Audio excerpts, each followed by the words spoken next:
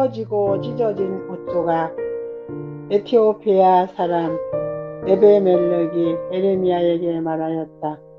헤어지고 찢어진 옷조각들을 양쪽 겨드랑이 밑에 대고 밧줄에 매달리십시오. 에레미야가 그대로 하였다. 사람들이 밧줄을 끌어당겨서 에레미야를 물 웅덩이 속에서 끌어올렸다. 이렇게 해서 에레미야는 근위대 뜰 안에서 지내게 되었다. 홍수가 나자 사람들이 물 구경을 나왔습니다. 아버지의 손을 잡고 나온 한 아이가 물 무서운 줄 모르고 다가갔다가 그만 급류에 휩쓸리고 말았습니다.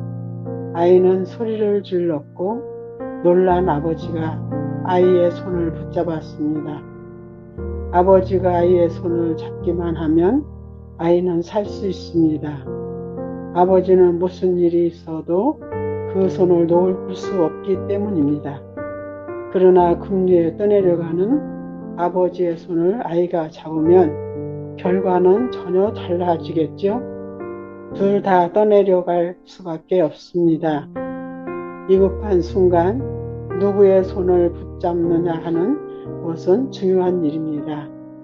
에레미야가 물 웅덩이에 빠졌습니다. 백성들은 에레미야가 전하는 하나님의 말씀에 귀를 기울이는 대신 그를 물 웅덩이에 던져 넣었습니다.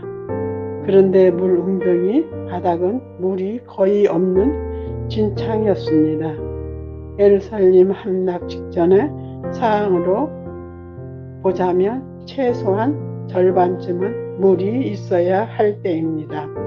그런 점에서 진창은 에레미야를 살리시려는 하나님의 손길이라 할 수 있습니다. 진창에 빠졌다고 낙심하고 원망할 것이 아니라 진창 속에 담긴 하나님의 뜻을 생각해야 합니다. 그때 생각지 못한 사람이 났습니다.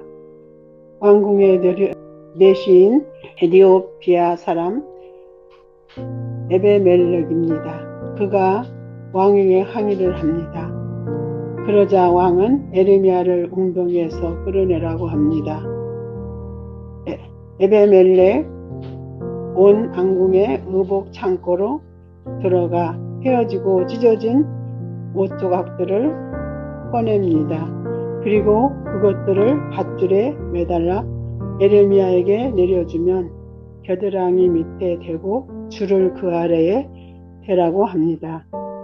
지칠 대로 지친 상대에서 밧줄을 붙잡고 올라오면 밧줄을 놓칠 수 있음을 알았던 것입니다. 에베멜렉이 내려보낸 헤어지고 찢어진 옷 조각을 생각하며 괜히 마음이 울컥합니다.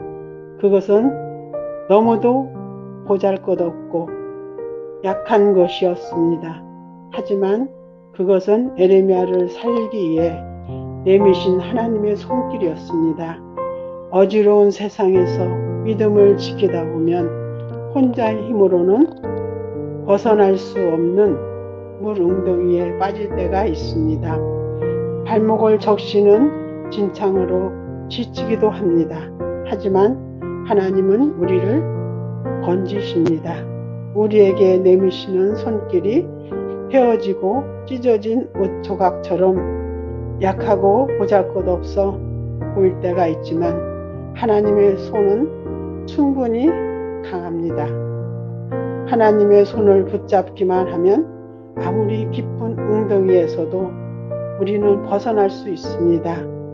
해마다 다가오는 성탄절은 다시 한번 주님의 손을 붙잡는 날입니다. 세상을 살다 보면 기가 막힌 웅덩이와 수렁에 빠질 때가 있습니다. 우리 힘으로는 벗어날 수 없는 상황에 빠질 때가 있습니다. 우리를 찾아와 손을 내미시는 주님의 손을 붙잡는 성탄절이 되게 하소서. 예수님의 이름으로 기도합니다. 아멘.